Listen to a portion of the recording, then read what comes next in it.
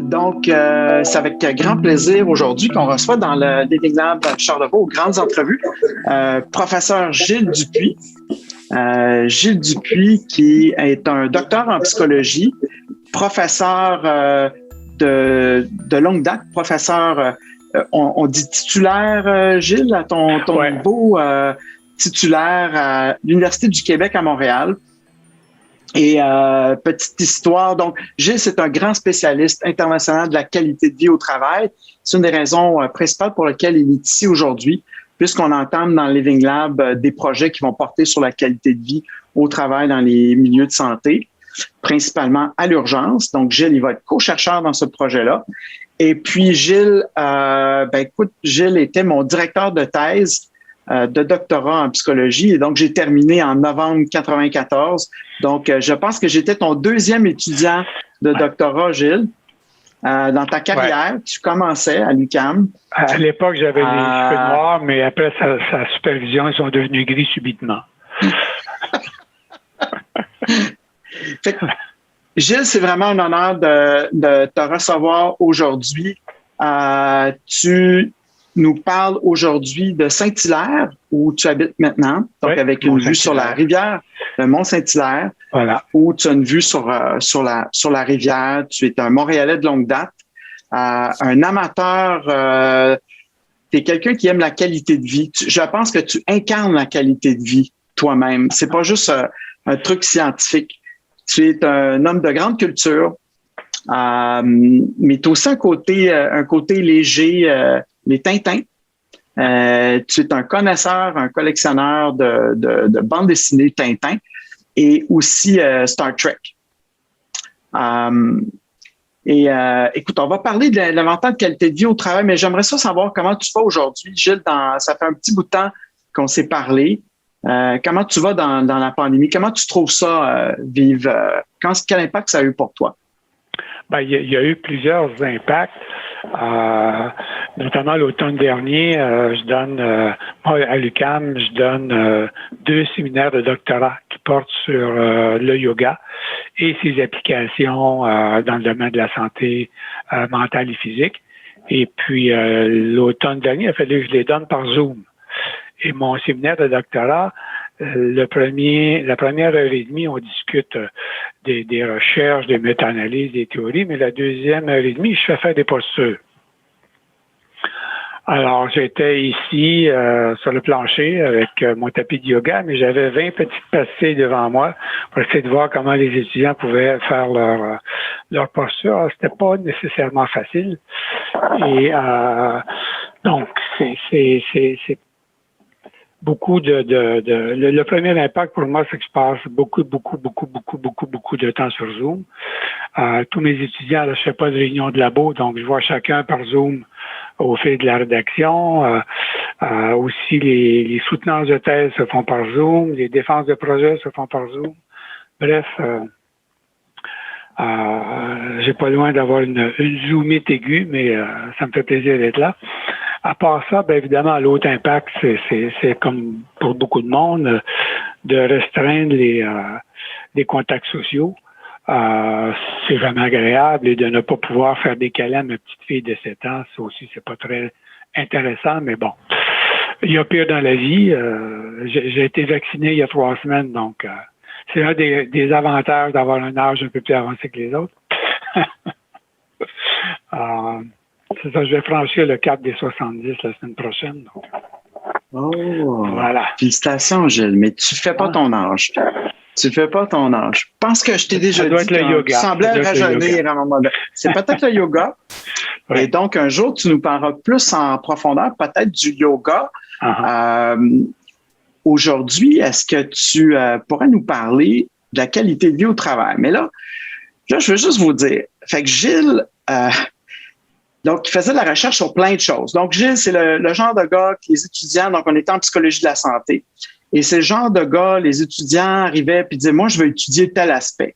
Et il était très, très flexible, très ouvert à ce que les étudiants étudient plusieurs sujets, même si ça dérogeait un peu de son champ d'expertise. Donc, c'était vraiment capable d'en prendre très large. Je ne sais pas si tu fais encore ça d'ailleurs.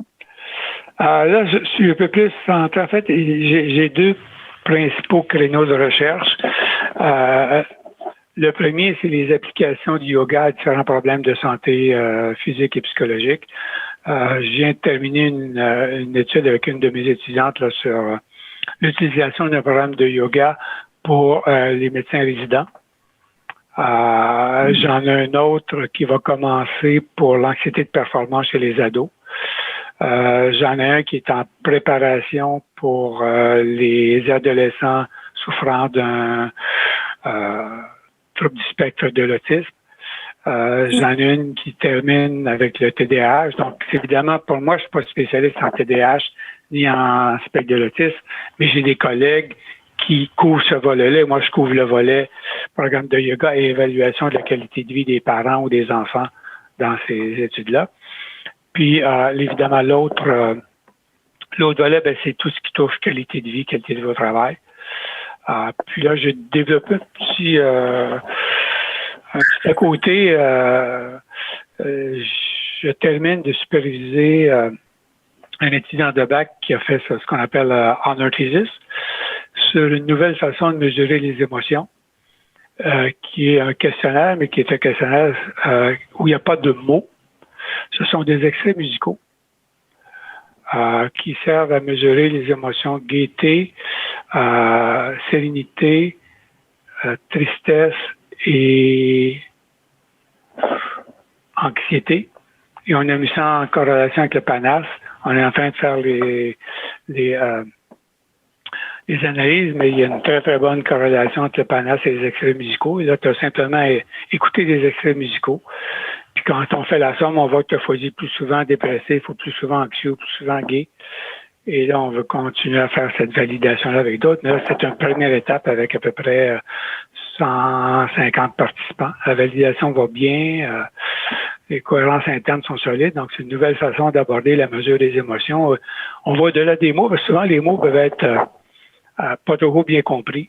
Donc là, on va chercher une identification des émotions, mais via un autre langage complètement. Fait que ça, c'est mon dernier nouveau-né là, dans la recherche. Très intéressant.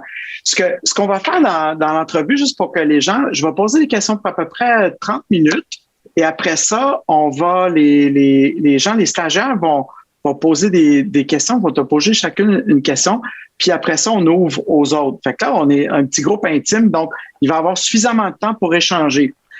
Je sais qu'il y a des gens qui pourront peut-être pas rester toute la durée de l'entrevue et qui brûlent d'envie d'entendre parler de ton questionnaire de la qualité de vie au travail. Donc, comment mesurer ça? Mais avant, je dois vous dire que Gilles est un gars extrêmement tenace. Et depuis le début, nous, on allait dans des congrès. Là, j'étais étudiant au doctorat avec Gilles. On partageait une chambre, puis il parlait de son outil qu'il est en train de créer. Puis là, je suis rendu là.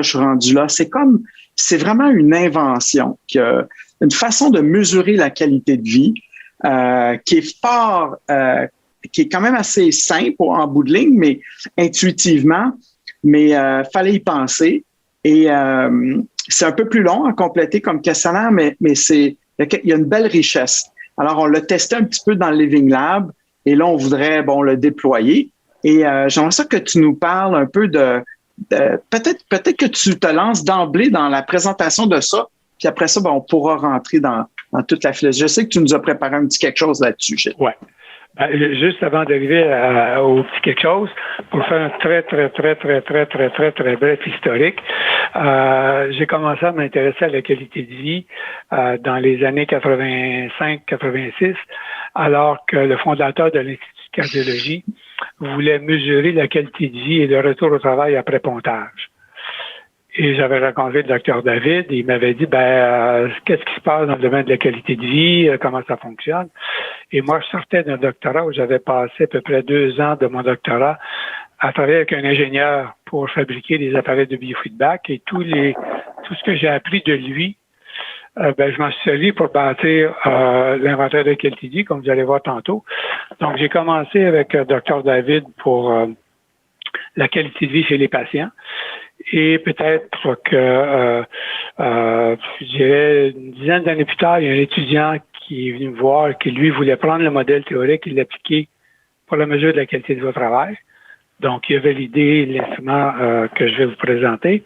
Et j'ai aussi travaillé avec des collègues de Liège pour fabriquer l'inventaire de qualité de vie pour enfants 8 à 12 ans. Et on est en train de mettre en ligne l'inventaire de qualité de vie pour ados très bientôt. Alors, ça va être comme les Tintins de 7 à 77 ans bientôt. Donc, voilà pour le petit historique. Je vais vous partager un petit PowerPoint que j'ai préparé là, que j'avais déjà donné d'ailleurs dans un congrès avec Richard sur la mesure de la qualité de vie au travail dans les urgences rurales. Alors, je vais faire un petit partage d'écran.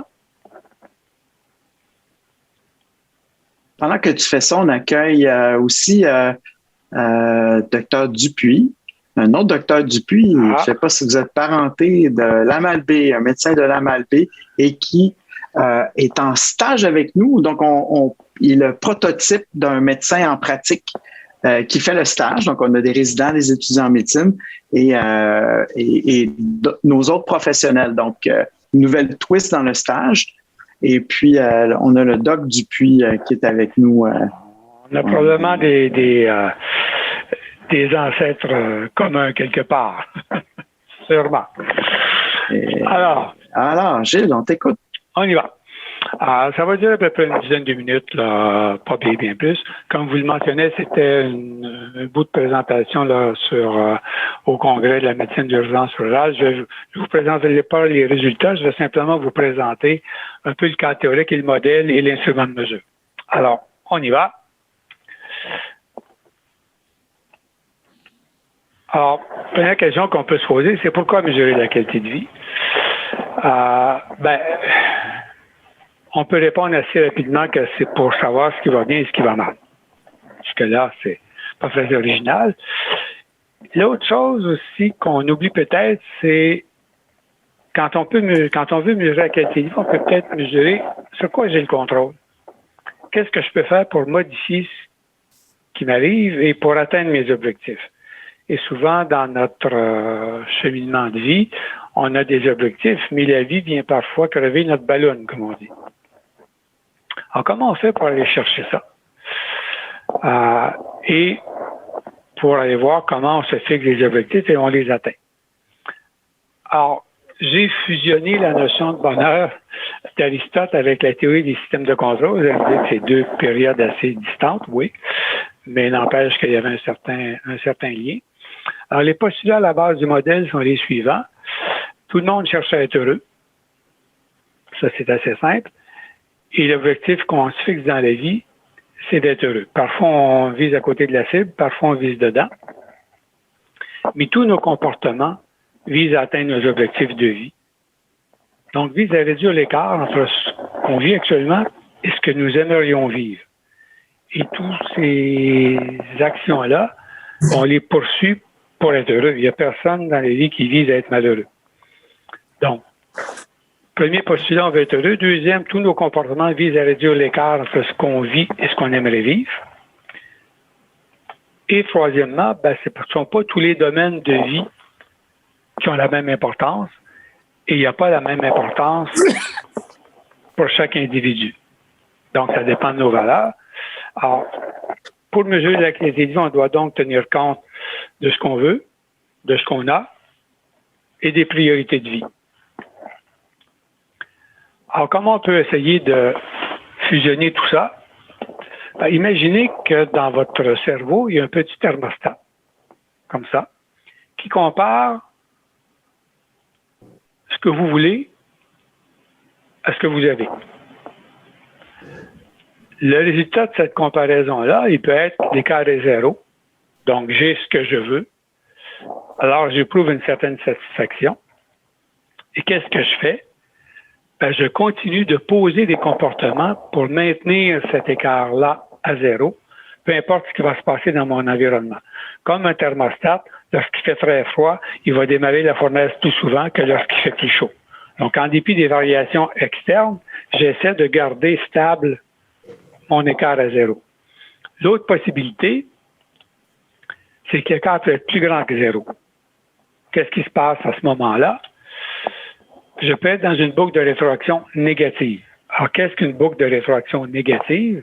Un exemple, supposons qu'il fait froid dans la pièce, vous montez le thermostat, la température augmente et vous avez atteint la satisfaction.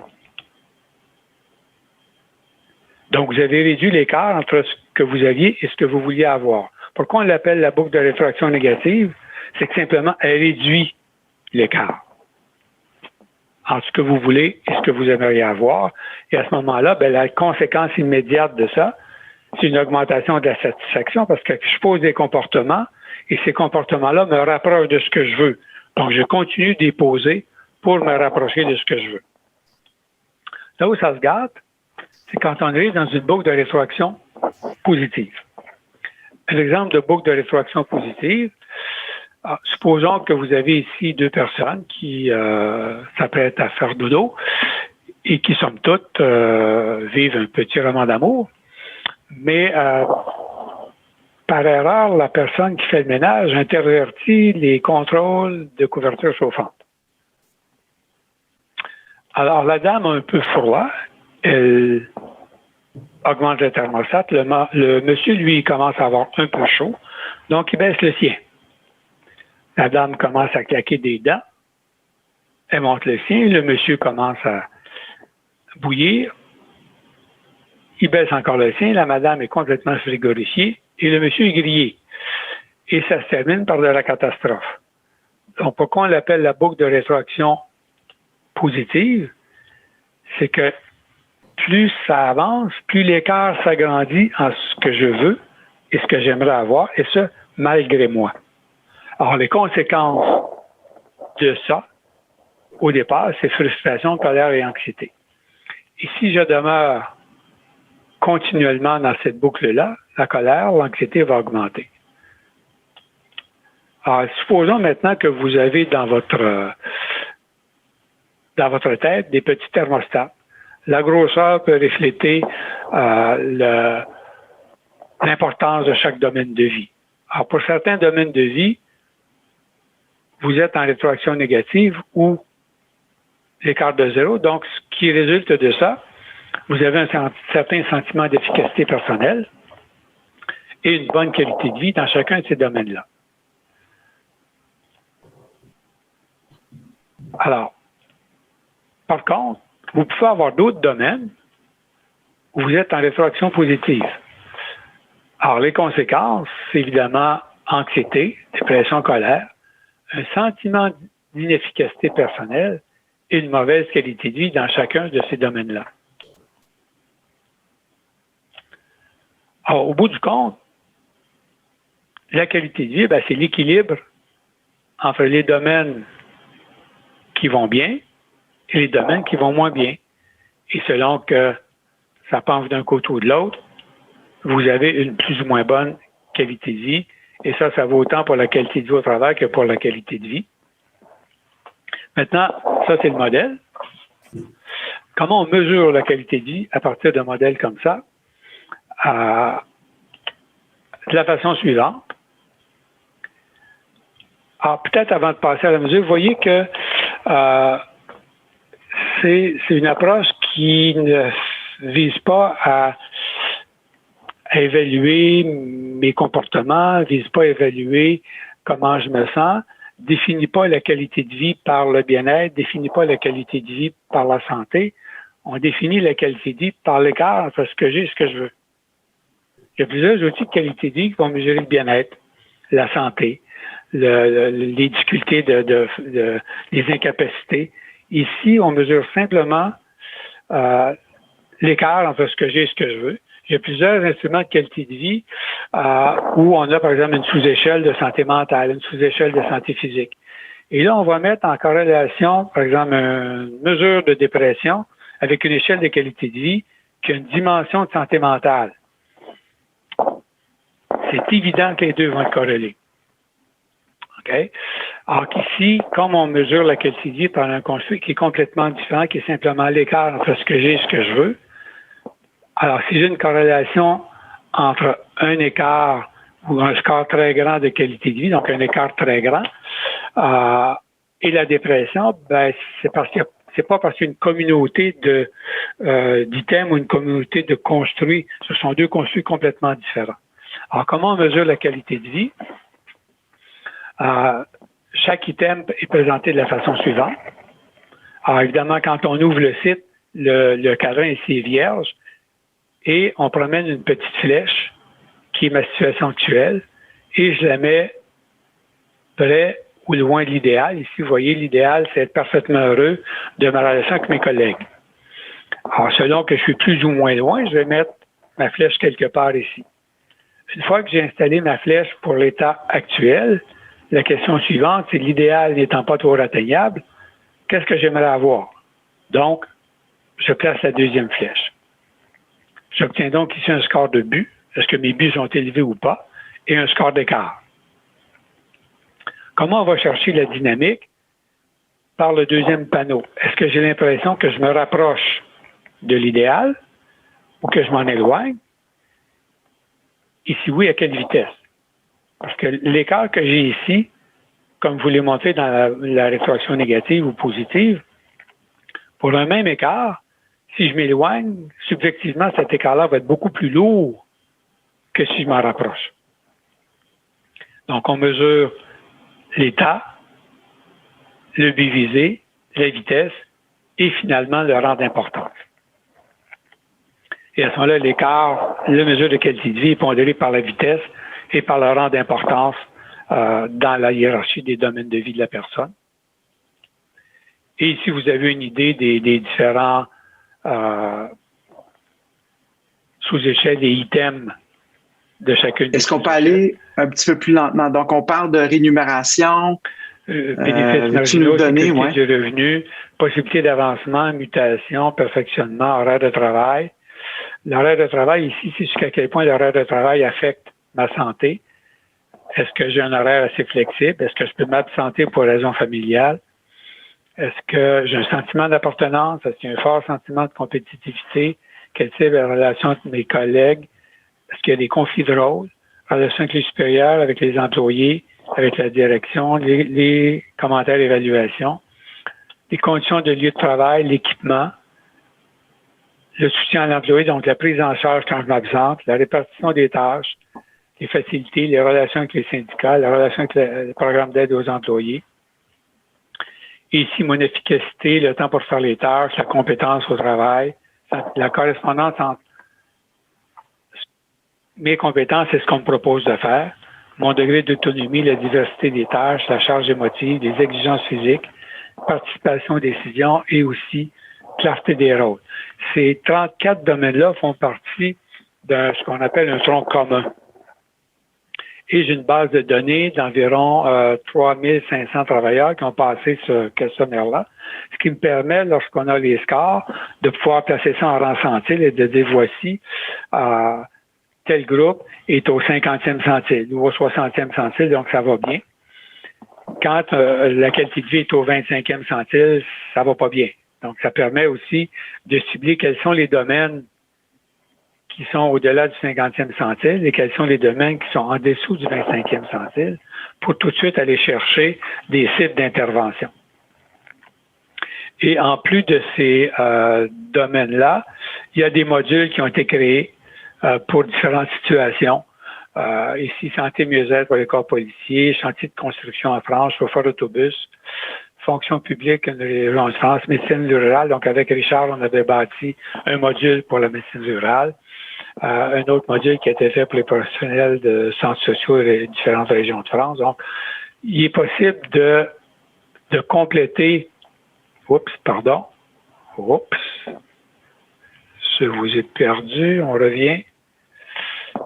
De toute façon, j'avais fini la... Si tu as fini, tu peux juste cesser le partage d'écran. Voilà. Et revenir avec nous. Ces modules-là permettent d'aller chercher des questions supplémentaires pour des clientèles spécifiques, questions qui ne sont pas couvertes par les questions existantes. Donc, ça vous donne une idée là, d'où vient quel est le modèle sous-jacent, quel est le concept qui est derrière la mesure de la qualité de vie, comment on la mesure. C'est un outil aussi qui est beaucoup plus ludique que d'avoir 50 questions sur une échelle de 1 à 5. Au bout d'une quinzaine de questions, on est fatigué, puis on coche 4 parce qu'on est fatigué de... Donc ici, ça demande toujours de dire où est-ce que je suis, je place ma flèche. Donc c'est plus interactif que la majorité des questionnaires qu'on voit sur Internet sont, passez-moi l'expression, bêtement des questionnaires papier crayon qu'on met à l'écran. Donc on n'utilise pas la possibilité de l'Internet et la possibilité de l'interactivité et de l'aspect ludique qu'on peut avoir à compléter un questionnaire. Donc ça compense aussi... ça vient un peu à l'encontre. C'est sûr, comme disait Richard, que c'est un peu plus long qu'un questionnaire de 30 questions, mais ça donne beaucoup plus de cibles et d'intervention. Quand vous avez, par exemple, un questionnaire d'épuisement professionnel, ben, tout ce que vous avez, c'est un score. Es-tu épuisé ou pas? Ici, lorsqu'on a le bilan de qualité de vie, on sait quels sont les domaines de vie au travail qui vont mal et on peut travailler tout de suite dessus. Et l'autre aspect qu'on a aussi au-delà du score de qualité de vie, c'est le score des objectifs. Vous savez où est-ce que je place ma situation désirée?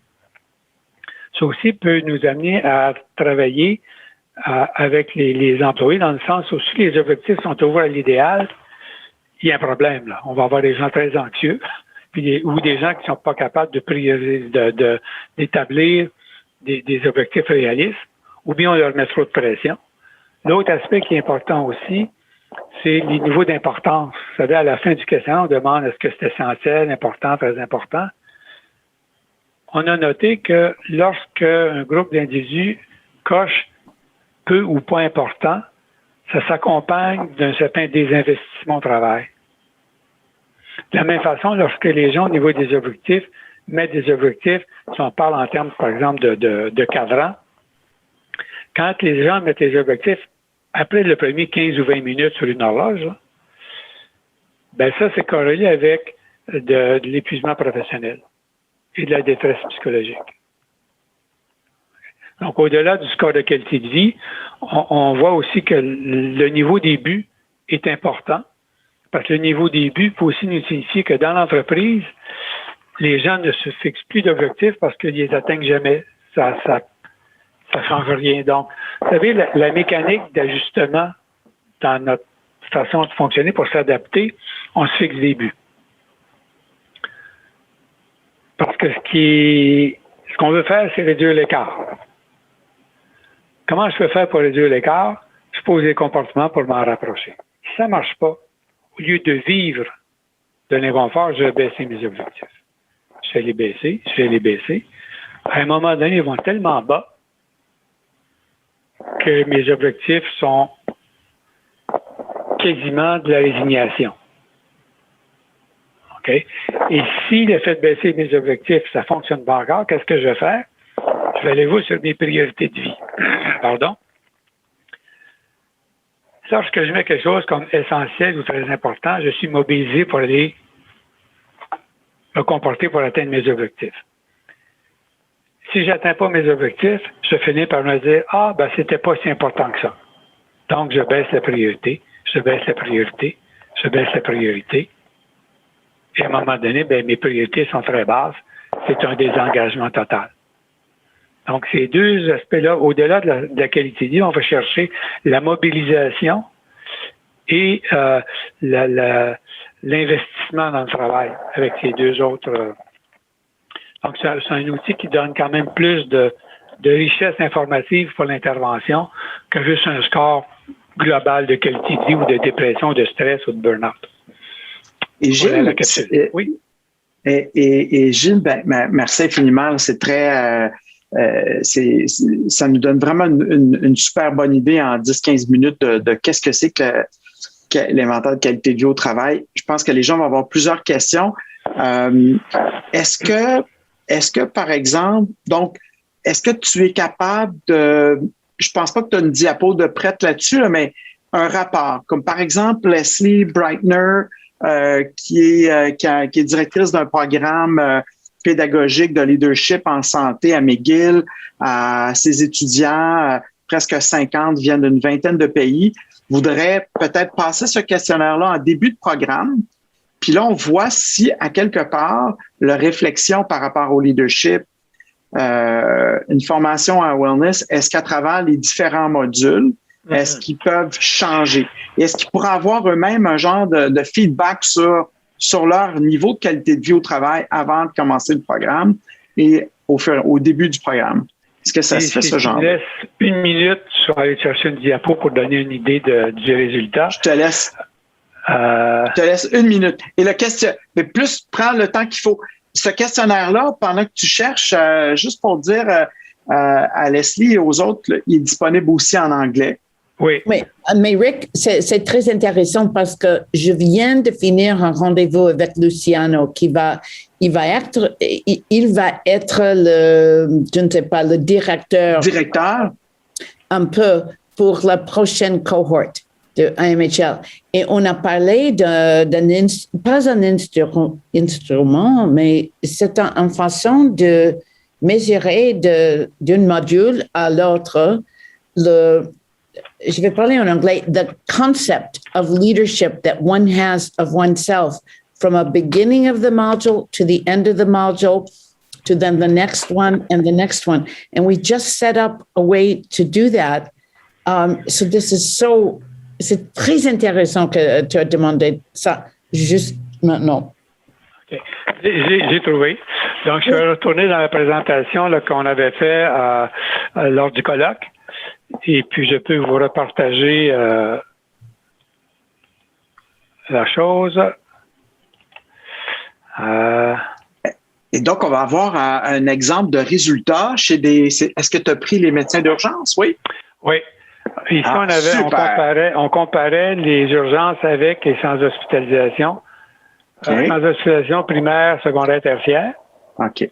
Et puis, donc, vous voyez ici, si tu veux, j'explique, Gilles. Okay. Donc, mettons, tertiaire, c'est un centre académique urbain. Et puis, par exemple, un centre primaire va être un petit hôpital comme Baie-Saint-Paul à Malbaie. Donc, puis centre secondaire, c'est comme l'Hôtel-Dieu de Lévis. Donc, un gros centre, mais un centre de traumatologie secondaire. So the big trauma centers is tertiary, and then primary is the small, like rural hospitals, let's say. OK. Alors, Gilles, j'ai hâte de voir. OK. Alors, tout d'abord, on a ce qu'on appelle le score global de qualité de vie, qui est mis en rang centile dans le thermomètre. Donc, vous disais que on avait une base de données d'à peu près 3500 travailleurs. Donc, ici, on voit qu'il y a une différence. Ça ici, la flèche qui est ici, c'est sans hospitalisation. Ici, c'est l'ensemble de tout le monde. Donc, on voit ici que c'est sans hospitalisation, ils sont dans la zone jaune. Dans la zone rouge, c'est sous le 25e centile. Et on a trouvé avec des différentes études que lorsque les scores sont sous le 25e centile, c'est un prédicteur d'épuisement professionnel et de détresse psychologique. Ici, on a soins primaires. On voit que urgence rurale. C'est ça. On voit que les deux ne se font pas beaucoup de tort. Hein? 14 et 9. Ici, secondaire, 22-14. Ici, tertiaire, 13-14. On est toujours dans la zone rouge. Donc, ça ne va pas très, très, très, très, très bien à l'époque où on a fait ça. Donc, ça, c'est le premier indice, c'est le score global. Après ça, qu'est-ce qu'on peut aller chercher? Donc, par rapport à des travailleurs, là, déjà, ce score-là nous permet de dire, par rapport à des bases de milliers de travailleurs, les médecins d'urgence, et ça n'allait pas bien. Dans cette base de données-là, il y a des gens qui viennent du Québec, de la Belgique, de la France, de la Suisse, et qui a différentes catégories d'emploi. Donc, c'est pas juste des professionnels, c'est, on va dire, une certaine population en général. On est rendu actuellement à environ 6000 dans la base de données. Il me laisse à la mettre à jour parce que j'ai d'autres études qui se font actuellement avec la France au niveau de la qualité de vie au travail. Donc, il reste à mettre mais la base qui sert à calculer les rangs centiles actuellement est de 3500 travailleurs. Ici, on a le profil. Donc, on peut voir, on peut voir chacune des dimensions et savoir quelles sont les dimensions qui sont dans le vert. Donc, comme disent les Anglais, if it ain't broken, don't fix it. Alors, si on ne touche pas à ça, ça va bien. Ici, il y a 9 dimensions dans le jaune et il y a 20 dimensions dans le rouge qui vont de relations avec les collègues, horaires variables, lieu de travail, équipement et outillage, efficacité au travail, absence pour raison familiale. Donc, on voit qu'il y a plusieurs domaines dans la zone rouge. Et là, on a combiné l'ensemble de tous les milieux hospitaliers.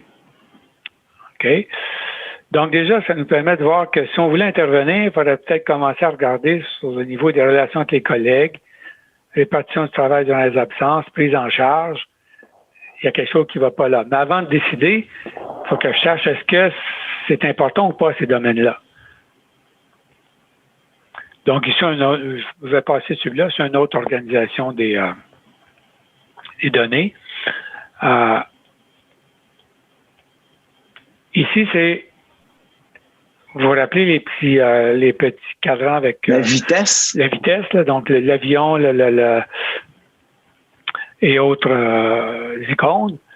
Bien, ça permet de voir ici qu'il n'y a que 3 ou 4 domaines qui sont en vitesse d'amélioration. Vous voyez en bas ici, 0, 1, 2, 3, c'est des vitesses d'amélioration. Et quand on arrive ici, on est en vitesse de détérioration. Alors, quand je regarde ici, par exemple, répartition du travail pendant l'absence, mutation, relation avec l'employeur et la direction, c'est en plus d'être dans le rouge, c'est en détérioration. Et quand des domaines dans le rouge sont en détérioration, moi, j'appelle ça une sorte de catastrophe potentielle. Parce que, vous vous rappelez des petits, des monsieur et de la madame dans la boucle de réfraction positive, plus ça va, moins ça marche. OK? L'autre aspect, c'est un focus sur les différentes dimensions. Ici, c'est l'importance. Vous parlez tantôt, est-ce que les objectifs sont élevés ou bas? Alors, vous voyez ici que on va de plutôt élevé à plutôt bas, ce qui est quand même un profil encourageant. Avec les gens ont encore des objectifs. On commence à s'inquiéter quand on va de plutôt élevé à bas. Parce que ici, quand on revient avec les flèches, ça veut dire que les gens mettraient leurs flèches de but ici et ici. Donc, quand on a des buts qui oscillent ici, ça veut dire que nos gens sont démobilisés. Donc, ici, on a quand même des équipes qui ont encore des objectifs. Et l'autre aspect qui est essentiel, très important, on voit qu'on va de essentiel à très important. Là aussi, c'est rassurant. Parce qu'on n'a pas de domaine, on n'a pas la majorité des domaines dans moyennement important ou peu important. Okay? Par contre, on disait tantôt, relation avec les collègues, c'est dans le rouge. Est-ce que c'est important? Bon, on voit que c'est essentiel. Donc, si j'avais une intervention à faire, je commencerais par là. Et on a un tableau global. Ça, c'est les modules. Relation avec le patient. Relation avec la famille du patient. Nature des problèmes amenés. Soutien émotionnel des collègues. Évolution du métier à l'urgence. Évolution des conditions de travail. Donc, on voit que c'est quand même, ici, c'est quand même pas si mal, mais on est dans la zone jaune. On n'est pas dans la zone verte.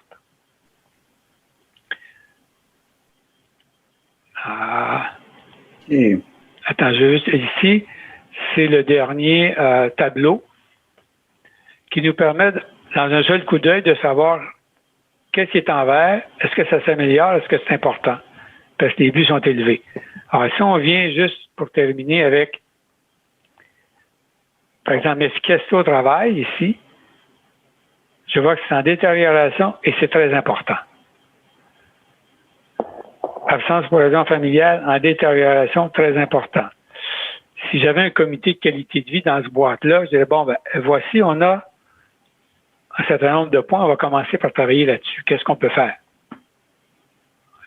Donc, c'est le genre d'informations qu'on peut avoir là au niveau de l'utilisation du questionnaire. Et Gilles, merci beaucoup. Donc, ce questionnaire-là est utile pour des gestionnaires, à savoir où se situe la qualité de vie dans leurs différents départements, leur organisation, comparé à des bases de données de milliers de personnes. Mais est-ce que ce questionnaire-là peut être utile aussi pour l'individu? Donc, est-ce qu'on peut donner un rapport individualisé? Puis donc, Leslie pourra avoir un rapport pour elle. Elle le complète, puis dans sa job à McGill, là, voici ce que ça dit quand complète par rapport à son travail à McGill. Oui. La majorité des questionnaires, les participants répondent, ça va dans une grosse base de données, ils n'en entendent pas parler. OK? Ils ont consacré une heure et quart à faire des checks sur des listes, et puis voilà. Dans l'application qu'on a, l'individu a un mot de passe, et lorsque l'étude est terminée, il peut télécharger son propre profil. Et il a une ligne qui le compare à l'ensemble de l'entreprise.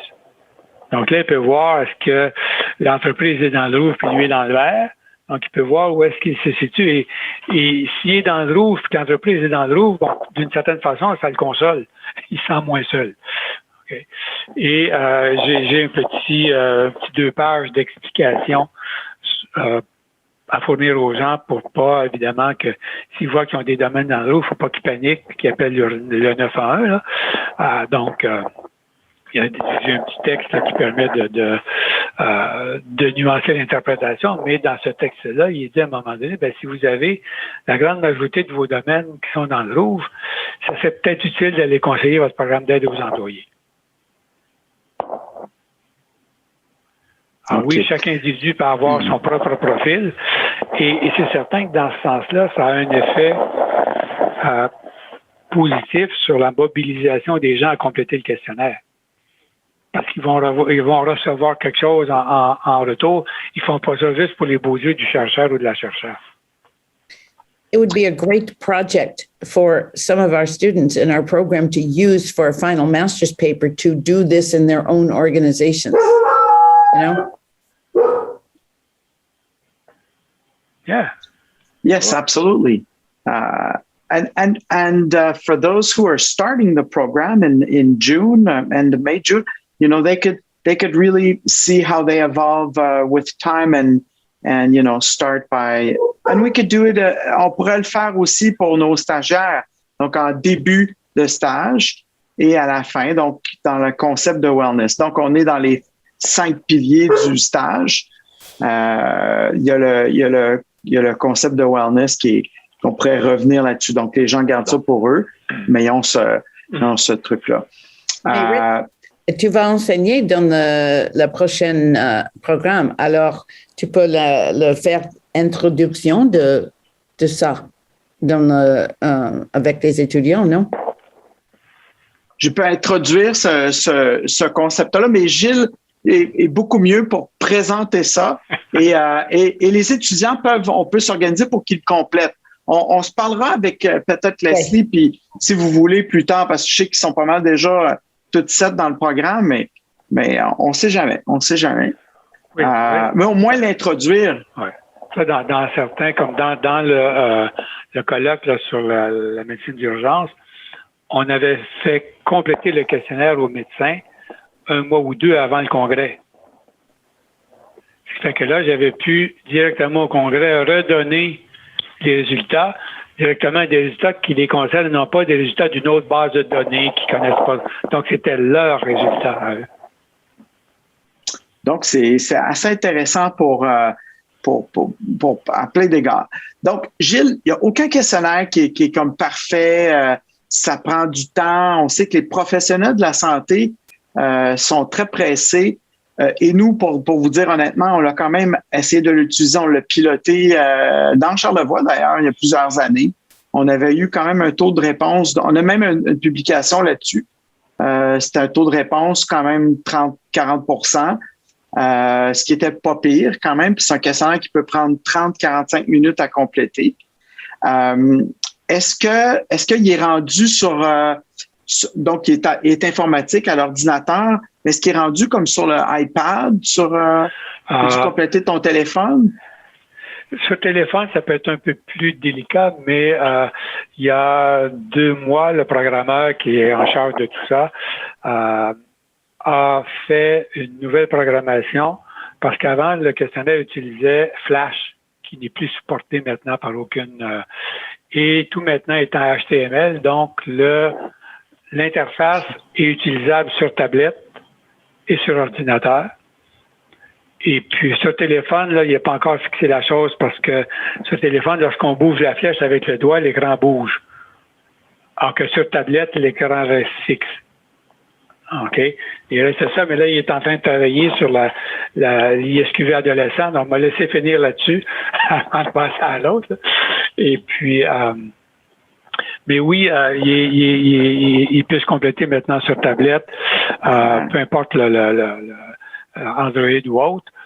Et bon, c'est certain que l'inconvénient, c'est que c'est plus long à compléter qu'un questionnaire d'une 30aine de questions avec des échelles de 1 à 5. C'est vrai. Puis, tu le sais, je suis têtu, Richard. Tu l'as déjà dit. Je considère que de prendre 15 minutes ou 10 minutes pour évaluer la qualité de vie, c'est de gâcher le concept. Est-ce qu'il vous viendrait à l'idée de vous contenter d'un électrocardiogramme au repos pour évaluer la condition cardiaque de quelqu'un? Genre. OK? Donc, si on veut un outil qui nous donne de l'information, qui nous donne une information riche, ben c'est sûr que ça prend plus de temps et ça peut prendre une 30aine de minutes. Oui. Et ça se peut que les gens n'aient pas le temps de le compléter en une seule fois. L'application a prévu que si vous devez arrêter au bout de 15 questions, vous revenez avec votre NIP et vous arrivez à la 16e question. Bon, évidemment, il ne faut pas mettre un décalage de 3 semaines entre le premier 15 questions et le deuxième. Il faut quand même compléter ça avec une certaine limite de temps, là. Mais on a actuellement une étude là, qui roule sur la qualité de vie, la qualité de vie au travail et la détresse psychologique, l'épuisement professionnel et la fatigue de compassion chez les pères aidants. Je ne sais pas si vous avez une idée de c'est quoi la père aidance. Donc, ce sont des gens qui sont dans toutes sortes de milieux. Ça peut être des médecins, ça peut être des ambulanciers, ça peut être des travailleurs sociaux qui aident leur peer support. Okay. Donc, on est en train d'évaluer ça et les personnes peuvent arrêter au milieu du questionnaire puis le reprendre le lendemain. Donc, ça, c'est possible, mais effectivement, un de ces inconvénients, c'est qu'il prend un peu plus de temps. Oui, ça, c'est vrai. Fait que Gilles, si on peut revenir avec les questions des gens sur le questionnaire s'ils veulent, mais pour parler de toi, donc, te dévouer quand même, tu parles d'objectifs, on a tous besoin des objectifs dans la vie. Tu as travaillé très fort sur ce questionnaire-là et à mesurer la qualité de vie dans plein de domaines à travers le monde. C'était quoi ton objectif et c'est quoi ton but fondamental dans la vie à toi? Qu'est-ce qui te rend, toi, heureux, finalement? C'est de trouver, en fait, moi, ce que j'aime en recherche, c'est de voir où sont les trous. Tout le monde mesurait la qualité de vie de la même façon. Une petite échelle de 1 à 5 avec des sous-échelles de santé physique, de santé psychologique, de soutien social. Mais il existe plein de questionnaires déjà qui mesurent la détresse, qui mesurent la dépression, qui mesurent la santé physique. Alors pourquoi prendre un panier puis mettre toutes des petites sous-échelles dans un panier qui s'appelle qualité de vie, alors qu'il existe déjà des questionnaires qui ont pour fonction de mesurer ça. Alors, pour moi, c'est de trouver une façon, un construit qui se tient debout tout seul et qui ne fait pas référence à de la dépression, à de l'anxiété, à du soutien social. C'est est-ce que j'atteins mes objectifs de vie, oui ou non? Puis une fois que j'ai cette mesure d'écart-là, est-ce que c'est en lien de la dépression? Est-ce que c'est en lien de l'anxiété? Vous voulez trouver une façon de mesurer la qualité de vie autrement que par ces échelles-là. Et je pense que ce qui est important, ce que Saint-Exupéry disait, c'est que l'essentiel est invisible pour les yeux. Ce qui est invisible, c'est nos buts. On fonctionne tellement par atteinte de buts qu'on se rend pas compte que c'est ce qu'on fait toute notre vie. On poursuit des buts. C'est comme l'électricité. Quand vous êtes en panne d'électricité, vous savez qu'elle existe. Mais tant que vous n'êtes pas en panne, quand vous êtes en panne de but, c'est parce que vous êtes très, très, très déprimé. Mais on est tous mobilisés par des buts. Et ça passe inaperçu. Si je suis déprimé, c'est peut-être parce que ça fait 2 ans que je n'atteins pas mes buts. À force de ne pas les atteindre, je finis par déprimer. Je me résigne. Donc, le mécanisme fondamental qui est derrière nos comportements, c'est l'atteinte des objectifs. Alors, si on parvient à mesurer l'atteinte des objectifs, c'est un mécanisme de base qui va nous permettre de définir la qualité de vie indépendamment de tout autre construit. Et ça ramène à la question fondamentale, c'est quoi tes objectifs? T'sais, pourquoi tu es ici aujourd'hui? Pourquoi, tu sais, pour moi, qu'est-ce que tu fais? Pour moi, c'était de trouver quelque chose qui aurait été utilisé pour mesurer la qualité de vie. Comme là, je me suis amusé à trouver une façon d'aller mesurer les émotions sans utiliser des mots. Et je pense que c'est une façon qui va être très, très, très importante parce que il y a des études qui ont démontré que, par exemple, le fonctionnement cérébral des personnes autistes est exactement le même que le fonctionnement cérébral des personnes sans autisme lors de l'écoute de la musique. Donc, ils peuvent identifier des émotions via la musique. Donc, ça peut ouvrir tout un champ qui n'était pas disponible par questionnaire aux personnes qui ont un trouble de stress de l'autisme ou aux personnes qui souffrent des problèmes d'alexithymie. Alors, et souvent, même les questionnaires comme « je suis déprimé », un peu, moyennement, beaucoup, parfois, il y a une certaine désirabilité sociale ou même, est-ce que je vais m'avouer que je vais coter 5 sur « je me sens déprimé ». J'écoute des pièces de musique qui durent à peu près 15 secondes. Et ces pièces de musique-là ont été faites par un laboratoire là, de l'Université de Montréal, le laboratoire Brahms. Et donc, les pièces ont été validées pour ces émotions-là, mais ils n'ont jamais été utilisées pour mesurer les émotions. La musique, on l'utilise en musicothérapie, mais on ne l'utilise pas pour mesurer les émotions. Donc, c'est là où j'ai vu un trou. Alors, tiens, on va avoir du fun, on va aller faire ça là-dessus. Alors, pour moi, c'est ça qui, en recherche, me passionne. C'est pas de déblayer des autoroutes, c'est de regarder là où les autres ne regardent pas. Donc, c'est intéressant aussi dans ta carrière, Gilles, parce que comme je disais, tu étais bon directeur de thèse, de doctorat. T'es pas quelqu'un qui enligne les études pour publier. Tu es vraiment quelqu'un qui fait les choses pour comprendre et aller vraiment avancer des concepts. Alors, tu es un académicien qui a vraiment des très belles valeurs, même si tu n'avais pas de subvention des années, puis tu perdais des locaux, des espaces, tu gardais le focus sur qu'est-ce qui était vraiment important pour toi. Et c'est totalement louable. D'ailleurs, on le ressentait, tes étudiants le ressentaient toujours. Tu étais vraiment toujours prêt à nous accueillir, nous écouter. Tu avais beaucoup, beaucoup de temps pour nous parce que tu mettais finalement les étudiants vraiment devant devant toi, à l'avant de toi-même tes objectifs. Fait que, alors, c'est quoi? Donc, tu as mesuré la qualité de vie. Tu arrives tu nous as dit que tu vas avoir bientôt 70 ans, Gilles. Est-ce que, et tu n'as pas l'air, et on a mentionné le yoga, l'impact du yoga. Tu as découvert le yoga sur le tard un peu. Et tu es même allé en sabbatique. Donc, ça, c'est après mon passage comme étudiant. Donc, tu es allé, veux-tu nous parler de cet aspect-là?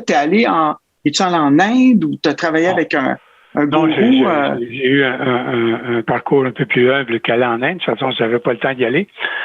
Mais tout ça a commencé avec une étudiante il y a à peu près une vingtaine d'années qui avait eu le cancer du sein. et qui avait une maîtrise en psychologie et qui voulait venir faire son doctorat sur une nouvelle approche de yoga pour le cancer du sein. Et elle avait suivi des cours de yoga avec un maître yogi qui s'appelle professeur Bali, qui lui était indien d'origine et qui était à Montréal. Pour la petite histoire, il était faisait partie des coachs du Canadien lorsque c'était Toe Blake qui était à la tête des Canadiens. Donc, il était assistant là mais pour la petite histoire. Mais donc, je me suis dit, oui, je veux bien, mais avant de soumettre des personnes en chimiothérapie à du yoga, on va aller voir ce que c'est.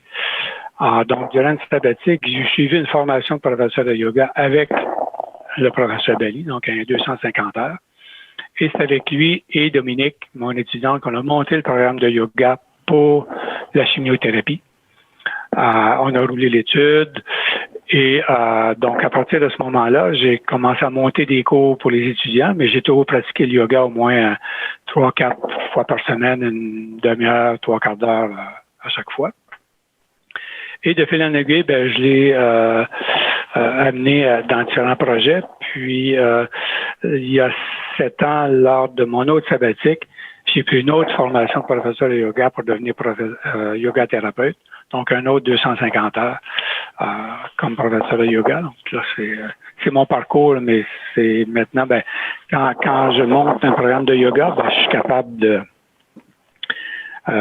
d'établir moi-même les postures, les programmes. Et quand on fait un programme de yoga, ce qui est important de voir aussi lorsqu'on veut faire du yoga à des différentes clientèles, c'est qu'il ne faut pas juste leur faire des postures.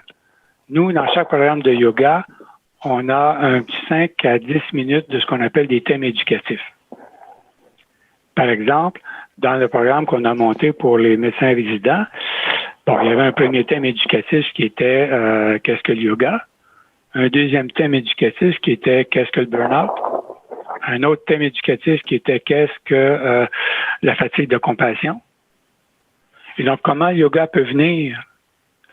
Le rôle des pensées, des cognitions dans le stress et comment le yoga peut venir jouer. Donc, c'est pas juste un programme de postures où il y a des postures et des respirations, mais avec les thèmes éducatifs, la personne sait pourquoi elle fait du yoga. Elle fait le lien entre la problématique et les exercices de yoga. Elle comprend pourquoi elle les fait. Elle ne les fait pas juste pour faire plaisir aux chercheurs. Elle fait ça parce qu'elle sait que ce qui lui passe par la tête a des effets physiologiques. Et ces effets physiologiques, elle peut les contrôler par le yoga. Ce qui lui passe par la tête, elle peut le contrôler par le yoga. Donc, ça lui permet d'avoir un outil pour ralentir le petit hamster qui pédale et à ce moment-là, avoir à la fois au niveau périphérique un contrôle, puis au niveau central un autre contrôle qui lui permet d'avoir un effet physiologique et cognitif et de détente. Et moi, personnellement, je préfère le yoga à la méditation parce que la méditation, ça se passe entre tes deux oreilles. OK? Et il faut toujours que tu te ramènes à quelque chose, un mantra ou je sais pas quoi, ou un objet de méditation. La méditation sans objet, ça n'existe pas. Par définition, une méditation, il faut que tu médites sur quelque chose. J'ai un étudiant qui termine sa thèse sur la méditation traditionnelle bouddhiste, c'est ce qui démontre que le MBSR, il y a quelques petites erreurs conceptuelles là-dedans. C'est un neuropsychologue de formation. Et il dit, pour faire de la méditation, si tu as 36 objets de méditation, tu ne favorises pas la concentration. Donc, je ferme ma parenthèse à la méditation. Mais la différence, c'est qu'avec le yoga, tu as un point d'ancrage. Il y a une chose qui existe et que vous ne pouvez nier, c'est votre corps. Alors, quand vous êtes assis au coucher et que vous portez attention à vos sensations physiques, vous avez un ancrage. Si vous prenez telle posture et que vous portez attention à votre proprioception, si vous passez des fausses par la tête, vous vous ramenez. Alors, pour moi, le yoga, c'est plus facile de cultiver la concentration par le yoga parce que on a un point d'ancrage qui est concret. On peut commencer avec la respiration, on peut commencer avec les sensations physiques, avec la proprioception si on est debout, avec les sensations de contact de notre corps avec le sol. Et chaque fois qu'on fait une position, on se concentre sur ce qu'on ressent au niveau des muscles, au niveau de la respiration. C'est certain qu'on a des pop-ups qui arrivent. C'est immanquable, là, les pop-ups sont toujours là. On se ramène. On a quelque chose pour se ramener. Et c'est pas juste dans notre tête. Donc, pour ça, moi, que je préfère le yoga à la méditation, mais ça, c'est une préférence. C'est pas un dogme. Okay? Je pense que tu es quand même au bon endroit. Il y a plusieurs personnes ici qui pratiquent le yoga et qui méditent dans notre groupe. Là, on est tous les étudiants. Donc, qui voudrait poser une question à la première question à Gilles? Donc, merci beaucoup, Gilles, pour cette belle présentation. J'essaie de questionner un peu plus sur toi-même, sur ta carrière aussi. On pourra revenir peut-être à la fin en conclusion, mais j'aimerais donner la chance à qui voudrait poser une première question à Gilles. Donc, spécialiste mondial de la qualité de vie au travail et du yoga en santé. C'est quand même assez rare qu'on a cette opportunité de rencontrer. Il va travailler avec nous dans Living Land. Là, j'ai Jean-Luc. As-tu levé la main, Jean-Luc? Non? Non, on l'entend pas. On t'entend pas, Jean-Luc, tu es muté.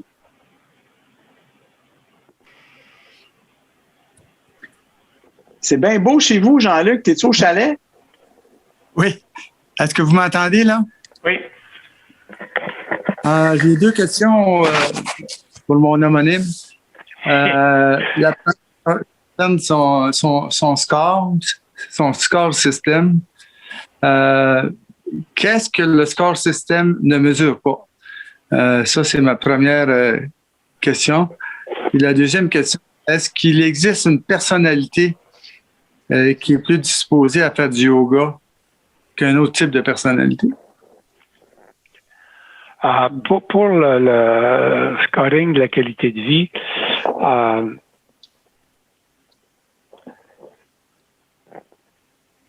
c'est certain que ce questionnaire-là ne vous donnera pas une idée de est-ce qu'il y a, par exemple, du burn-out dans votre groupe.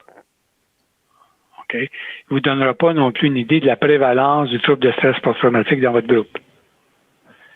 Mais pour moi, ce sont des questions qui peuvent se poser à part. Il existe déjà des thermomètres pour mesurer ça.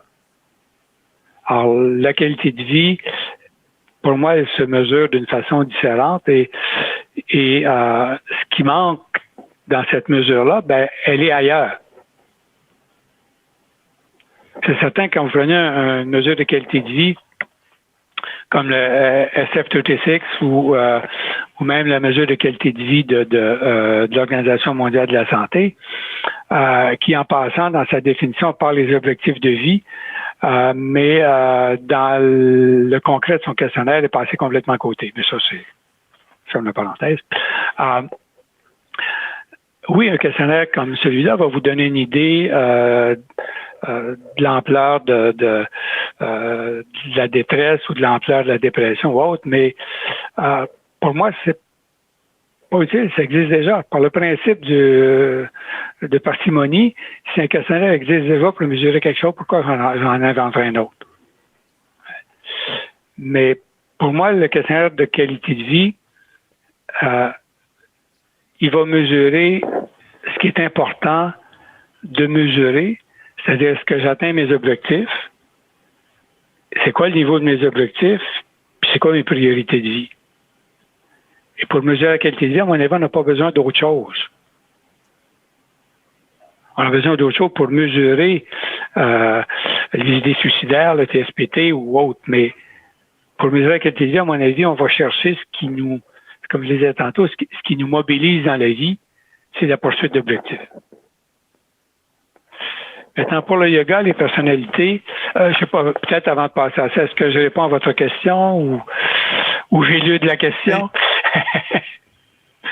Parce que je cherchais aussi à comprendre comment celui ou celle qui reçoit ce score-là,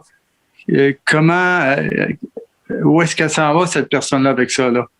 OK.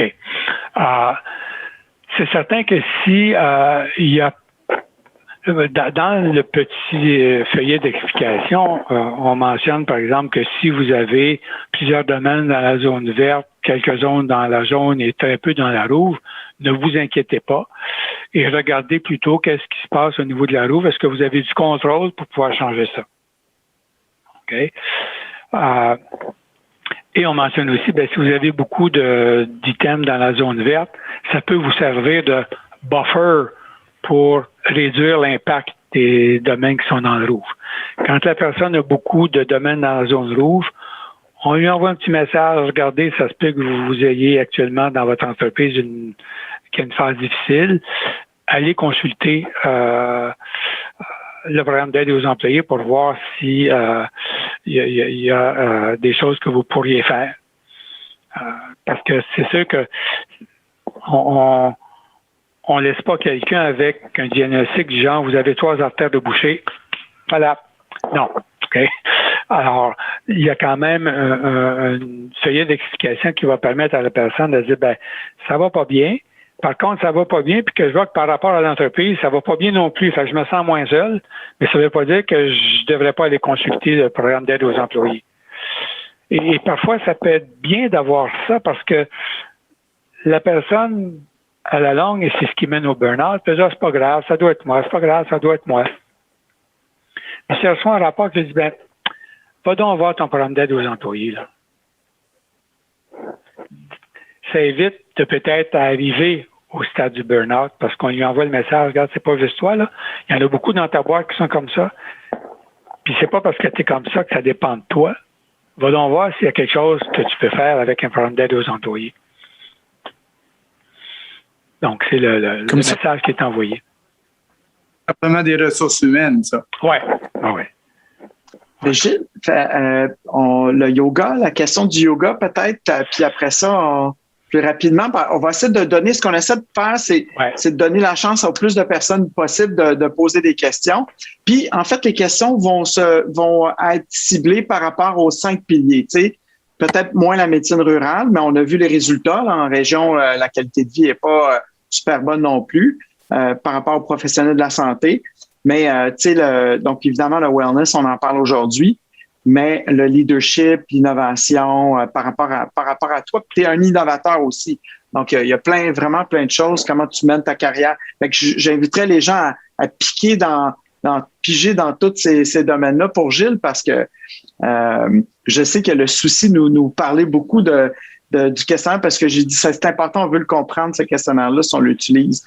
Mais sens-toi bien libre, tout le monde, de le questionner sur autre chose. Fait que je sais pas, le yoga... pour le yoga, comme dit Jean-Luc, est-ce qu'il y a des types de personnalités? Possiblement.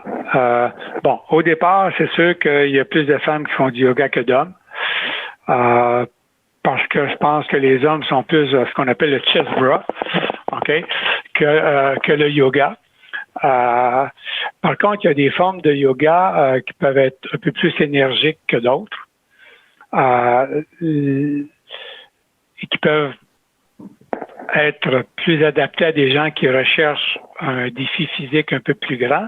Par contre, le danger du yoga, c'est que si on prend un yoga très énergétique, on perd de vue un des principaux principes du yoga.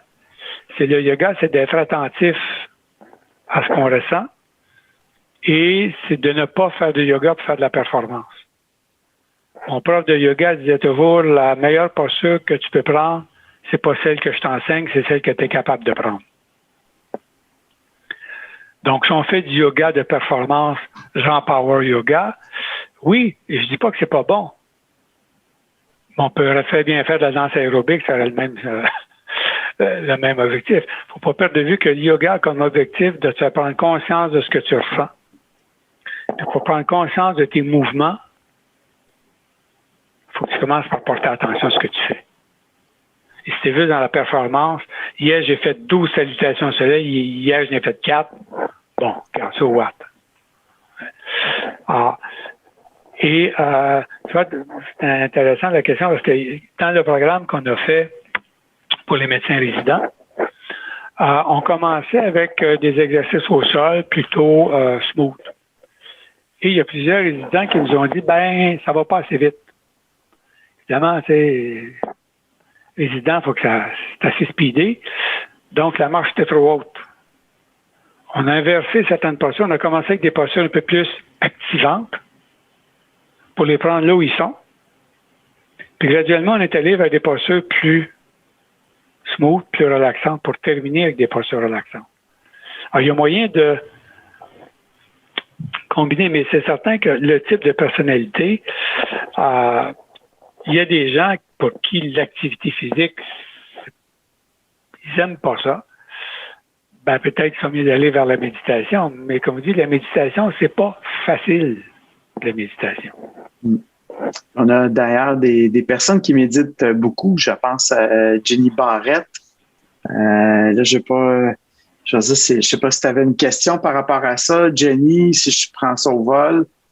Je commencerai peut-être juste par une remarque, parce que tantôt, vous disiez que la méditation, c'est entre les deux oreilles, puis moi, c'est pas l'expérience que j'en ai de la méditation, parce que pour moi, la méditation, elle est physique, mais elle est une connaissance, une sensation fine de ce qui se passe physiquement dans notre corps. Fait que, dans le fond, c'est la sensation de son corps partout. Fait que pour moi, c'est pas une opération qui est mentale.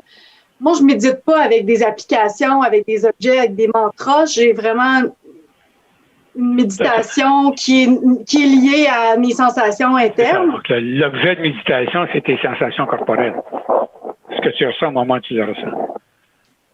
Ce qui est assez lié au yoga, en fait. Là. Donc, oui, effectivement. C'est juste comme...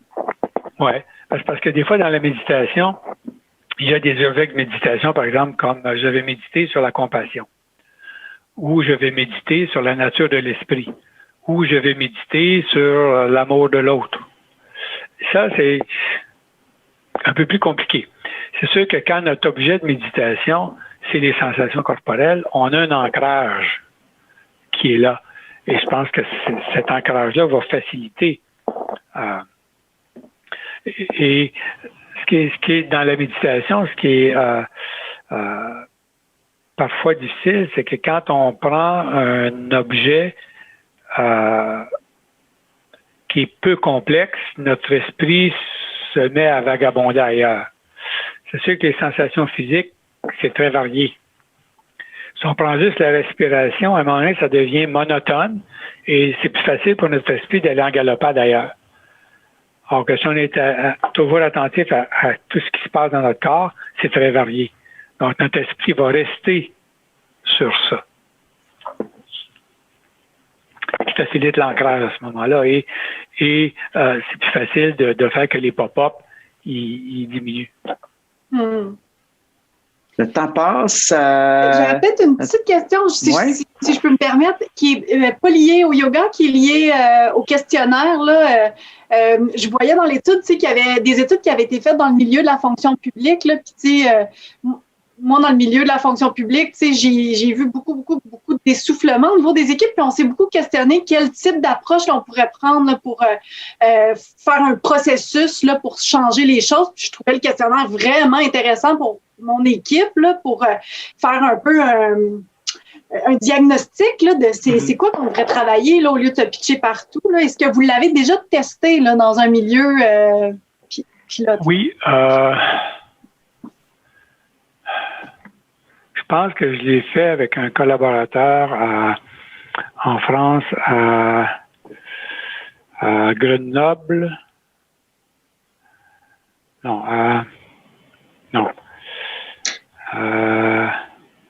On avait fait une étude sur la qualité de vie de la fonction publique de la région ah zut, j'ai oublié.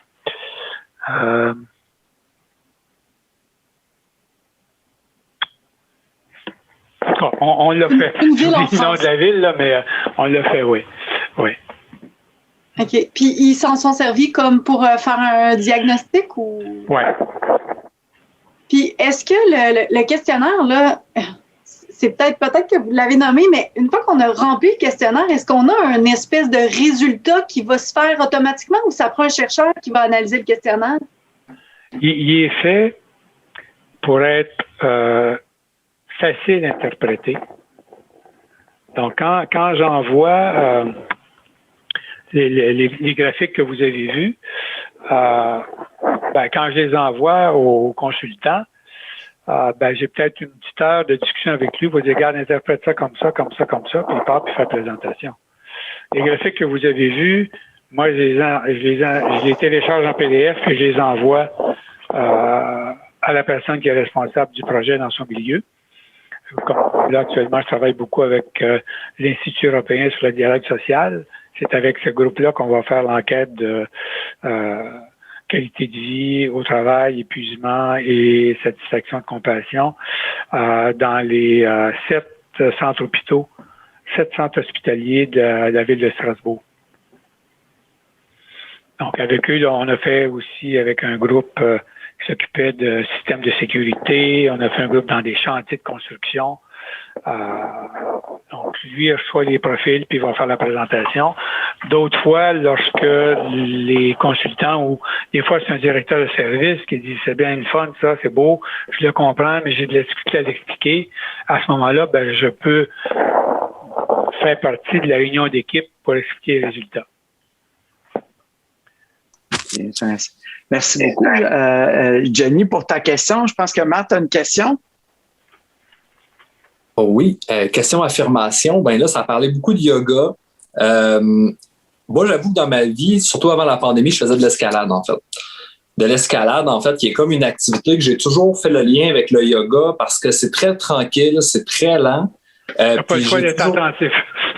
Oui, exact. Tu es vraiment à l'écoute de ton corps, mais aussi, je trouvais que c'est un sport qui va... tu luttes contre la peur, puis tu luttes contre le stress, mais comme, tu sais, sur le mur, là, tu sais. Et puis, je trouve qu'il y avait quelque chose là-dedans qui est vraiment comme être en contrôle de ton stress, en contrôle de tes peurs, que je sens que ça peut être vraiment bon, peut-être, pour des professions stressantes, comme peut-être urgentiste, etc. Je me demande si toi, dans tes études, tu as des liens, tu vois des liens entre le yoga et l'escalade? Oui, dans ce que tu dis. Par contre, le risque, c'est que sans qualifier que c'est un sport extrême, ça te demande tellement de concentration que c'est sûr que tu n'auras pas de pop-up. Aussitôt que tu as terminé, ils vont revenir par la petite porte en arrière. Alors que quand tu fais du yoga, tu apprends que chaque fois qu'ils viennent par la petite porte en arrière, tu es capable de fermer la porte. Okay? Mais c'est sûr que le yoga, pour moi, c'est un moyen, mais dans n'importe quelle activité physique, si vous êtes attentif à ce que vous ressentez, un élément du yoga, c'est d'être présent à ce qu'on fait. Alors, si je suis en train de faire du rameur, avec de la grosse musique dans les oreilles, il est où mon corps? Alors, en faisant de l'escalade, oui, tu es présent, tu es attentif, mais est-ce que, effectivement, c'est tellement accaparant que oui, le temps où tu le fais, tu ne penses pas à rien. Mais quand tu reviens, est-ce qu'il y a encore des moyens de dire, ben là, ils reviennent, mais je suis capable de vous fermer la porte. Yes, intéressant. Puis moi, j'aurais vraiment aimé ça, vous entendre parler un peu plus. En fait, je pense que la grande innovation, moi, dans ce que j'entends, au-delà de ce sondage-là, puis votre approche de son sondage-là, que je trouve tellement intéressante, en fait, pour éviter les biais, premièrement, pour éviter les biais comme êtes-vous en dépression, oui ou non.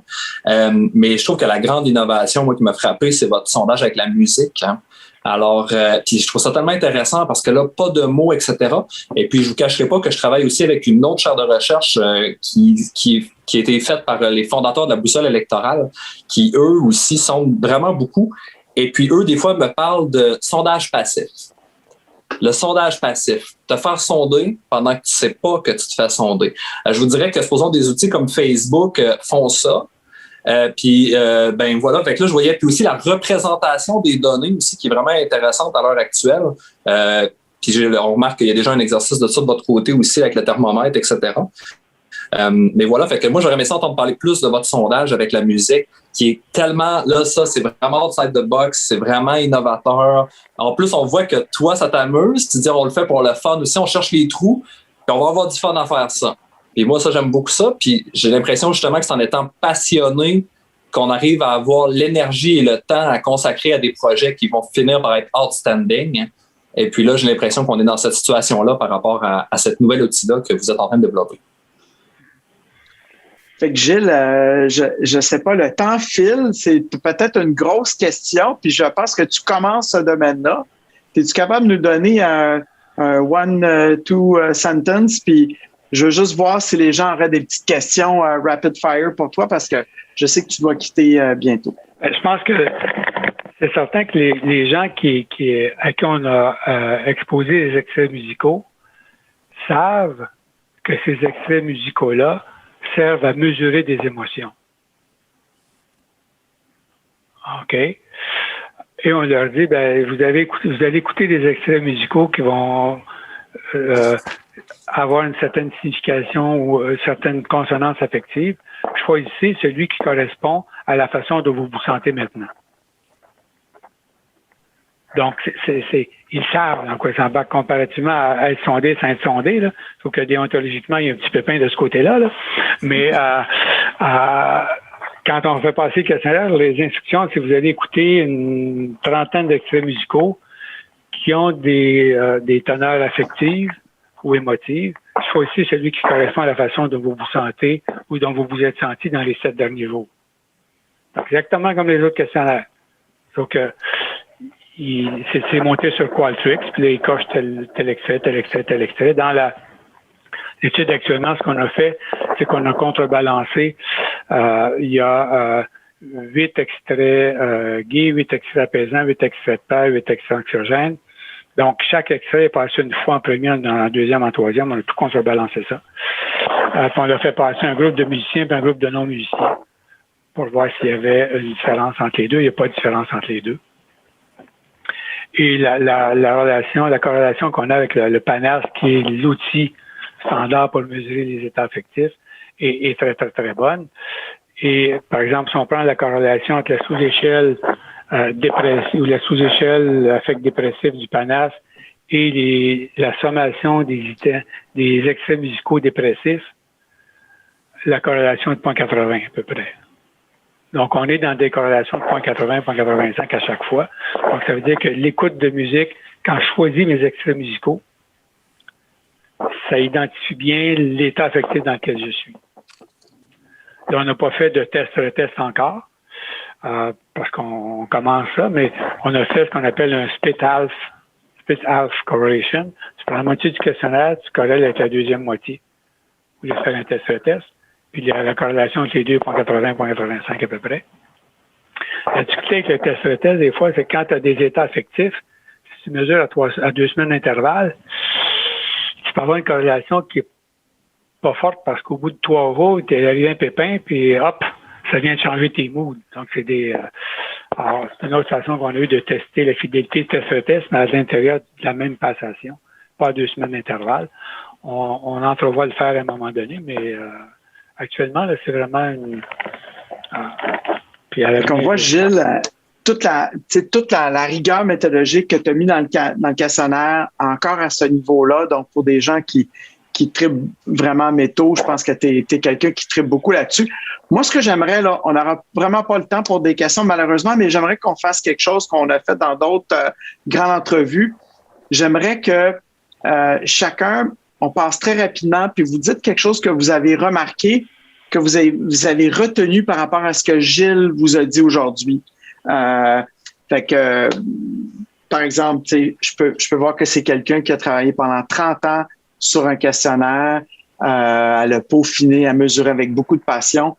C'est vraiment spectaculaire, cette résilience-là, cette ténacité, qu'on peut voir comme leader d'un domaine, en fait. Fait que moi, c'est mon affaire. Je veux juste, puis après ça, je vais faire le tour, je vais vous nommer. Est-ce que Fatoumata, je ne sais pas si tu es là. Est-ce que qu'est-ce que tu as remarqué de Gilles aujourd'hui? Toi aussi, t'es tard le soir en Afrique. Oui, moi, ce que j'ai remarqué, c'est comment dire, je perds les mots un peu, c'est toute la passion qu'il a envers ce domaine-là. Et je trouve ça intéressant parce que souvent, on se retrouve dans des situations où on fait la recherche pour faire la recherche ou pour gagner sa vie, mais Dr Dupuis, il a toujours eu cette passion-là envers la qualité de vie. Et ça fait quoi? Ça fait peut-être 6 ans, 7 ans qu'on se connaît et cette passion est toujours là comme au début. Et c'est ça que j'ai retenu. Intéressant, Fatima. Tu fais toujours des belles remarques. Donc, on est dans l'observation d'un leader en fonction de ce qu'on a appris dans les derniers mois. Lauriane, qui était une de nos premières stagiaires, elle est maintenant à la maîtrise avec moi. Lauriane, tu as fait le stage. Qu'est-ce que tu as remarqué comme leader chez Gilles? Moi, j'apprécie la rigorosité. On dirait qu'il est très, très côté méthodologie, il a de l'air très juste, puis il a envie de développer des choses qui sont performantes, des gold standards. J'ai vraiment l'impression qu'il n'y a rien qui a été botché dans ce test-là, puis que tout a été pensé au mot près dans chaque question. J'ai enseigné les statistiques pendant 25 ans. Donc, il y a même une année où je donnais un cours de yoga le matin puis un cours de statistique l'après-midi. Ça s'est donné que j'avais 2 étudiants qui suivaient les 2 cours en même journée. Alors, j'étais Dr. Jekyll et Mr. Hyde dans la même journée. Et puis, c'est sûr que quand tu donnes... Les étudiants trouvent ça bizarre quand je leur dis que pour moi, faire des statistiques, ça me repose. Alors, je leur réponds qu'on a chacun nos perversions. Moi, c'est les statistiques. Donc, voilà. Bonne question. Merci, Gilles. Sonia? Oui, bonjour, M. Dupuis. Moi, j'ai retenu une phrase qui pour moi, représente l'innovation, c'est « regarder là où les autres ne regardent pas ». Donc, pour moi, ça résume beaucoup l'approche dans votre travail. Probablement que ça sous-tend pas mal toutes vos recherches puis votre travail. Merci beaucoup. Et Sinan? Moi, c'est pas un domaine qui m'est familier, hein, donc j'ai appris un peu. Je vois aussi la démarche méthodologique du professeur. Alors, je peux résumer en un mot que tout ce qui se fait avec plaisir permet d'améliorer la qualité de vie. J'avais aussi une question, mais bon, comme le temps est parti, en fait, ma question c'est concernant, est-ce que lorsque vous analysez vos dossiers et vos données, est-ce que vous tenez compte de l'ancienneté des participants à l'étude, en fait? Parce que je me dis que une nouvelle personne qui débute l'emploi n'a peut-être forcément pas les mêmes appréhensions quant au questionnaire par rapport à une ancienne personne qui a peut-être 10 ans de service et autres. Dans le questionnaire, sur la page d'accueil, avant d'arriver dans le questionnaire, on a une feuille d'information sociodémographique. Et je peux ajouter des questions. Par exemple, si la personne qui fait le sondage veut savoir est-ce que j'ai une différence de qualité de vie entre les gens qui travaillent le quart de jour, le quart de travail de soir ou le quart de travail de nuit, je peux mettre cette question-là et je sors les profils en fonction. Comme l'étude dont je vous parle, qui va commencer à la mi-avril dans les centres hospitaliers de la région de Strasbourg, j'ai une question dans cette feuille-là qui est quel est le centre hospitalier dans lequel vous travaillez? Une autre question qui est quelle est votre spécialisation? Médecin, infirmière, cadre? Et là, je peux sortir les profils pour chacun de ces sous-groupes-là. Je pourrais avoir une question sur depuis combien d'années vous êtes dans ce poste? 0,5 ans, 5 à 10 ans ou plus que 10. À ce moment-là, on peut sortir les profils sur ces sous-catégories-là, en plus du profil global.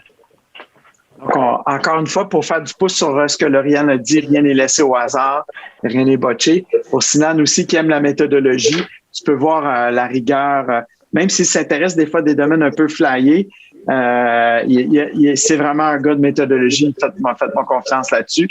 Mathieu, qu'est-ce que tu as remarqué chez ce gars-là aujourd'hui? On a vu plusieurs leaders dans les derniers mois et plus. C'est toi qui fais les bandes audio, là, les podcasts et tout, tu les écoutes tous à plusieurs reprises. Qu'est-ce que tu as remarqué chez lui?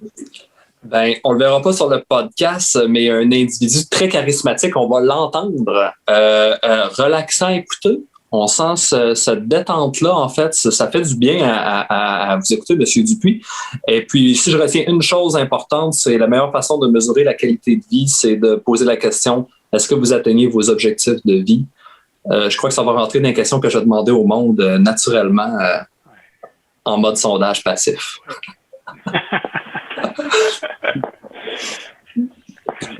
C'est bon, Mathieu. Jean-Luc, qu'est-ce que tu as remarqué chez ce leader-là?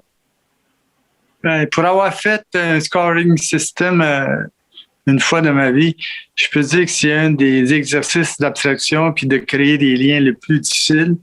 Et j'ai jamais vu une capacité de synthèse puis d'être capable de créer des liens qui amènent à quelque chose, qui amène à quelque chose de solutif, parce que créer un scoring system qui n'a pas d'application pratique, c'est pas utile, mais exceptionnelle capacité de créer des liens et de faire des interactions. Très rare. Il y a juste les Dupuis qui peuvent faire ça, Jean-Luc. On va faire... Quand on fait des confinés, on ira prendre un pot ensemble. Jenny Barrette, qu'est-ce que tu as remarqué comme caractéristique de cette personne-là? Donc, si on pense à toutes les caractéristiques du leader, on en a parlé beaucoup. Qu'est-ce que tu as remarqué aujourd'hui? On m'a volé beaucoup de réponses, mais j'irais avec le fait que il met ses étudiants devant lui. On sent qu'il est à... c'est pas lui en avant, puis briller devant les autres. C'est comment moi, je peux mettre toute mon énergie à aider les autres à briller puis à avancer dans leur projet. Puis je trouve que c'est pas nécessairement quelque chose là, qu'on avait tant vu là, dans les autres leaders. Là, c'est une belle qualité, une belle confiance en soi. Puis ça m'a touché. Et ça, il y a une belle générosité. Ça l'amène aussi dans toutes sortes de directions. Puis mais ça prend beaucoup, c'est beaucoup d'énergie faire ça, Gilles, d'aller dans tous les domaines divers. Mais il y a une chose que j'avais remarqué, tes enfants étaient jeunes dans le temps, tu quittais toujours fallait que tu quittes toujours à 5 heures ou je sais pas, tu allais chercher les enfants, c'était religieux, ta vie familiale était excessivement importante. Ça, c'est un côté qu'on n'a pas abordé aujourd'hui, mais je vous le dis, il a toujours mis sa famille avant tout, et ses étudiants aussi devant sa carrière, en fait. Et donc, tu aurais peut-être pu devenir multimillionnaire à vendre ton questionnaire à le promouvoir. Tu n'es pas un promoteur, tu n'es pas l'instinct promoteur, on te l'a déjà dit. Mais c'est pour ça que on veut que ce questionnaire-là soit encore plus connu, qui continue d'être développé pour des générations, parce que je pense qu'il mérite vraiment toute l'attention du milieu scientifique, Gilles, encore une fois, après toutes ces années. Gilles, est-ce que on va juste te faire une dernière petite chose, on va te nommer des mots, des 5 piliers, puis tu nous dis la première chose qui te passe par la tête. Fait qu'on Living Lab Charlevoix, on est rural. Qu'est-ce qui te passe par la tête, première chose? Ruralité. Ouais, ça a l'air banal, mais d'être en contact avec la nature, donc ça nous permet de se retrouver dans la nature. Moi, je pense à des paysages, je ne pensais pas à un building au centre-ville. Je pensais à quelque chose qui est... Et quand on fait faire de la relaxation, du yoga à des gens, on leur dit pas imaginez que vous êtes assis sur la rue Sainte-Catherine. On leur dit imaginez que vous entendez le bruit du vent dans la forêt, que vous voyez une montagne, que vous entendez le bruit d'un ruisseau. C'est ça qu'on va chercher. Donc, c'est quelque chose qui et pour moi, c'est ça. C'est peut-être un peu romantique parce que c'est sûr qu'en ruralité, il n'y a pas juste des beaux côtés, j'imagine. Mais pour moi, c'est ça. Ouais. Alors, quelque chose qui te passe par la tête, le leadership. C'est d'entraîner les autres avec soi. OK.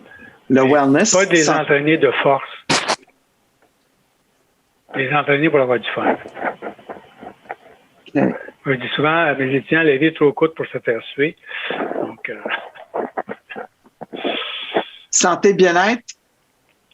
Le wellness, c'est un autre des piliers. Prendre du temps pour soi. Dans mes cours de yoga, je dis souvent à mes étudiants, dites-vous là, que de faire du yoga, c'est pas faire un exercice. C'est un cadeau que vous vous donnez. Vous donnez combien d'heures aux autres par semaine? Combien de minutes vous vous donnez par jour? Mettez ça dans une balance et demandez-vous si ça vaut la peine de faire du yoga.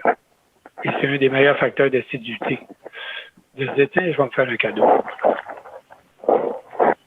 C'est ça. Créativité, innovation, Gilles?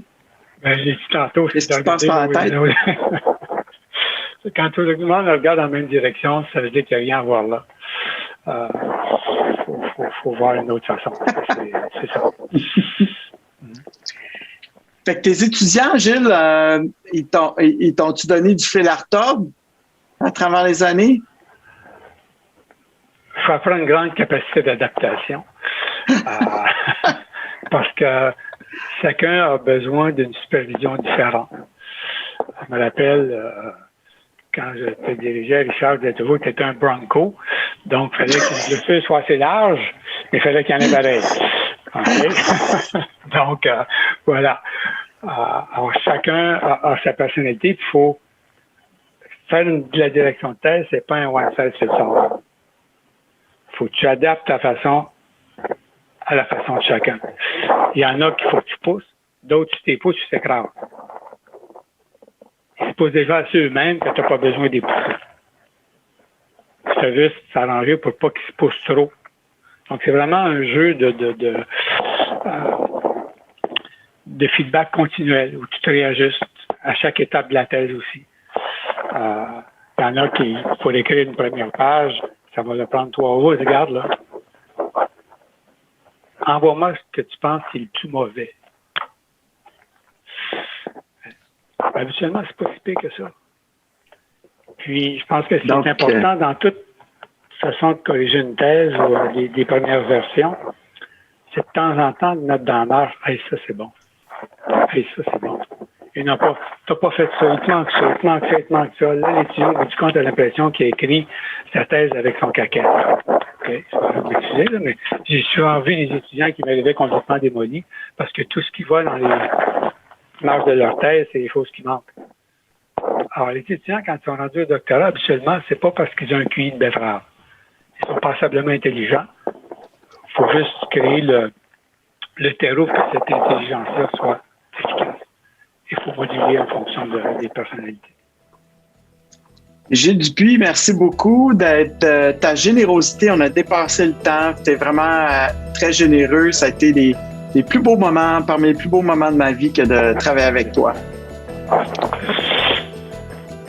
Merci beaucoup de ta présence aujourd'hui et de ta générosité. Attention, et j'espère qu'on va avoir l'occasion de travailler ensemble. Bonne fin de journée à vous. Merci. Salut tout le monde.